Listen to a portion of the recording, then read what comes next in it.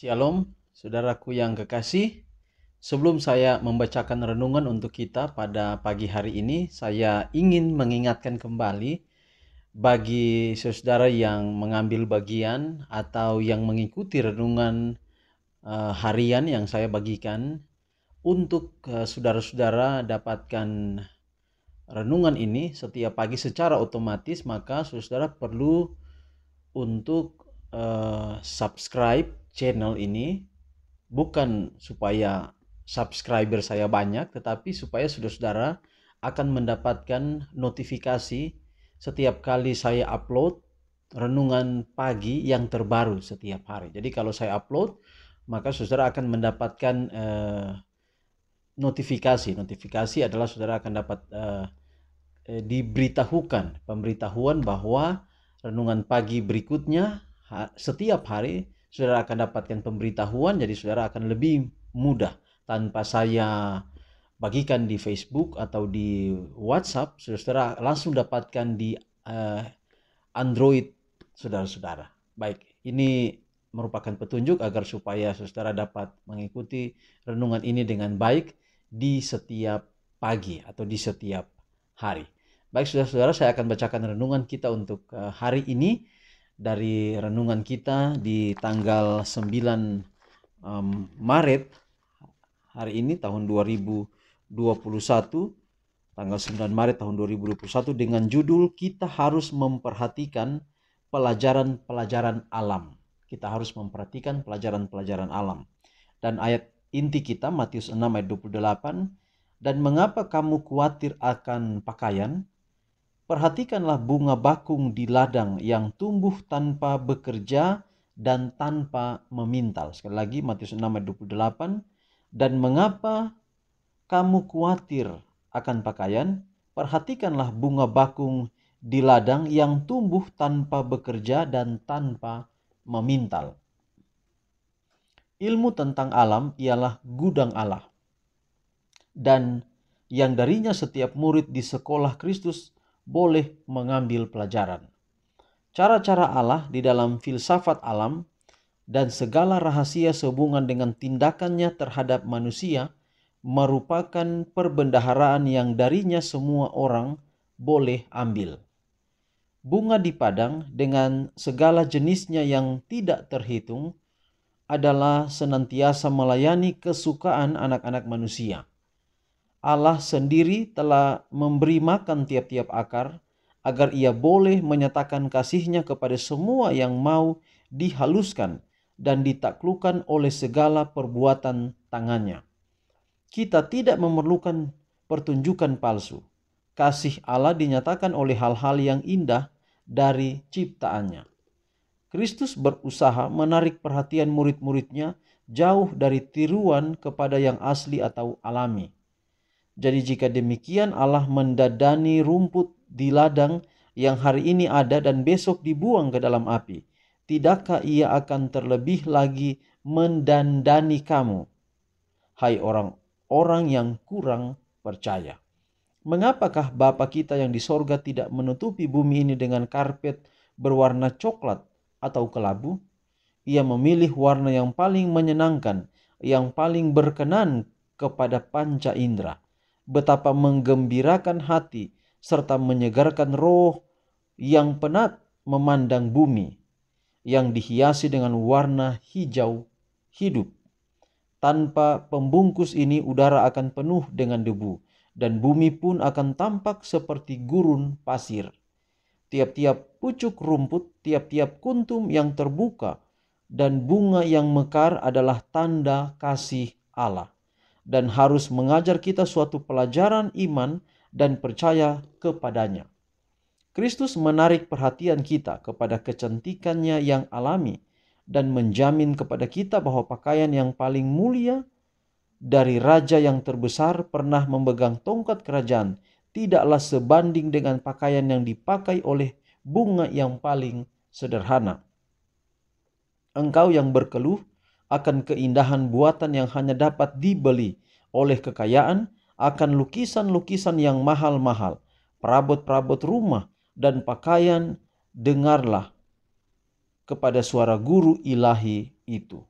Ia mengarahkanmu kepada bunga di ladang, bentuknya yang sederhana, tidak dapat diimbangi oleh kecakapan manusia. Jadi saudara, ayat kita hari ini berkaitan dengan jangan khawatir dalam Matius pasal 6 mulai ayat 25. Jangan khawatir. Dalam khotbah Yesus menyinggung tentang burung pipit di ladang yang Tuhan beri makan. Kemudian begitu pula dengan bunga bakung di ladang yang indah. Dan dalam khotbah Yesus di atas bukit ini menyinggung tentang pakaian Raja Salomo yang indah, tidak seindah dari bunga di padang ini atau bunga di tempat di mana Yesus berkhotbah ini. Artinya saudara bahwa kekhawatiran sebenarnya hanya menambah panjang hidup kita. Kalau kita bergantung kepada Tuhan, maka secara alamiah bersiap diri menghadapi situasi hidup itu perlu. Tetapi untuk khawatir sehingga kita melupakan Tuhan, inilah yang tidak perlu. Siapa bilang kehabisan beras kita tenang-tenang saja, santai-santai saja. Siapa bilang kalau uang mulai kurang kita santai-santai saja. Secara alamiah di sana kita akan melakukan sesuatu, berupaya untuk bagaimana supaya ada beras di rumah, bagaimana supaya kita dapatkan uang. Tetapi kebergantungan kita kepada Tuhan ini sangat penting. Kenapa Tuhan bilang jangan khawatir? Jangan khawatir berarti bahwa kita tidak perlu kerja, kita malas-malasan saja di rumah. Jangan khawatir ini berarti bahwa kita perlu bekerja dengan baik, kita perlu mendapatkan uang, bekerja dengan baik untuk mendapatkan uang. Tetapi jangan khawatir berarti bahwa kita harus selalu bergantung kepada Tuhan. Kita bekerja dengan baik, tetapi kita bergantung kepada Tuhan. Sehingga penghasilan kita, kecukupan yang kita rasakan, supaya tidak membuat kita sombong melupakan Tuhan. Tapi apapun yang kita dapatkan setiap hari, memberitahukan kepada kita bahwa ada Tuhan yang memberikan kita berkat setiap hari. Saudara, seperti burung, di sini dikatakan burung pipit diberikan makan oleh Tuhan. Padahal dia tidak memiliki tangan untuk memegang cangkul kemudian mencangkul untuk menanam. Dia tidak memiliki tangan untuk menulis sebagaimana orang kantor ketika dia menulis dan lain sebagainya. Tetapi setiap hari dia dapat hidup dengan bergantung kepada Tuhan. Apalagi kita yang lebih berhikmat daripada burung, kita dapat hidup dengan apa yang kita kerjakan, mata pencarian kita. Tetapi jangan khawatir mengandung arti bahwa kita harus selalu bergantung kepada Tuhan. Bagaimana dengan COVID? Kita kan juga sering khawatir dengan penyakit ini.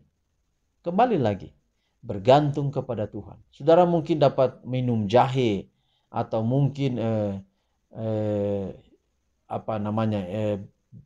orang bekam misalnya untuk air panas untuk memberikan suhu panas dalam tubuh atau lain sebagainya, bahkan sampai kepada vaksin. Tapi kalau kita tidak bergantung kepada Tuhan, penyakit bisa saja datang, apapun penyakit itu bisa saja datang.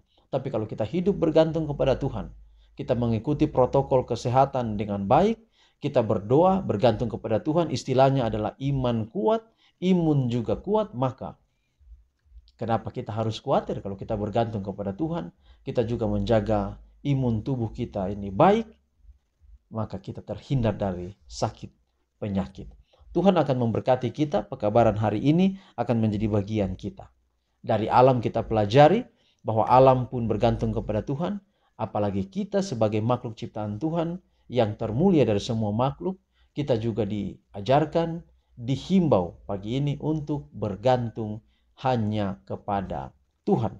Biarlah ini menjadi pekabaran yang indah pada pagi hari ini.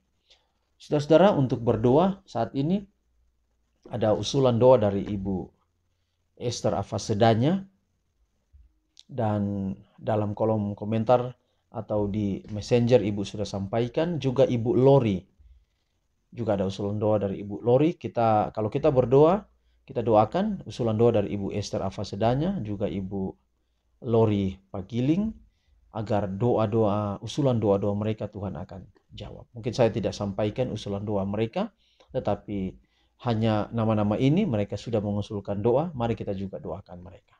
Baik, mari kita tunduk kepala dan berdoa. Tuhan, terima kasih untuk firman-Mu yang indah pagi ini, agar kehidupan kami, pencarian kami, usaha kami penting untuk kami jalankan. Tetapi kami tidak perlu khawatir, yaitu kami harus selalu bergantung kepada Tuhan. Bila pekabaran ini termeterai di dalam hati kami. Hamba berdoa khusus untuk usulan doa dari Ibu Lori Pagiling dan juga Ibu Esther Afasedanya. Tuhan memberkati usulan-usulan doa yang disebutkan, hamba tidak sebutkan di sini. Tuhan memberkati pergumulan-pergumulan yang diminta, Tuhan kiranya akan menjawab. Hamba juga doakan untuk semua ibu-ibu yang mengambil bagian. Ibu Mokosuli yang ada, Ibu Evi Makosuli, kemudian Ibu Leli Danya Anderi, kemudian Ibu Lakatoni, Wali Lakatoni, Ibu Yosin, dan juga Ibu Ida Madelu, Ibu Herlina Manobi, dan ibu-ibu yang lain yang membagikan, bahkan mereka ikuti pekabaran demi pekabaran. Juga khususnya Ibu Pendeta Vina yang ada di Sentani, Jayapura, juga Tuhan memberkati Ibu Pendeta dalam tugas pelayanan setiap hari. Tuhan juga turut campur tangan. Hamba doakan juga jemaat Smyrna, jemaat Remnan Rapi, jemaat Betania Bukit Loreng yang juga adalah anggota hamba layani sekarang di Manado ini. Tuhan juga turut memberkati. Dan semua pendengar renungan ini yang hamba tidak sebut satu persatu, tapi dalam usulan doa kami saling mendoakan Tuhan kiranya akan memberkati kehidupan kami. Bapa, inilah doa kami. Terima kasih Engkau pelihara kami sepanjang hari ini. Terpuji nama Tuhan, dalam nama Yesus kami telah berdoa. Amin. Baik, Tuhan memberkati kita. Sampai jumpa dalam renungan kita besok. Shalom.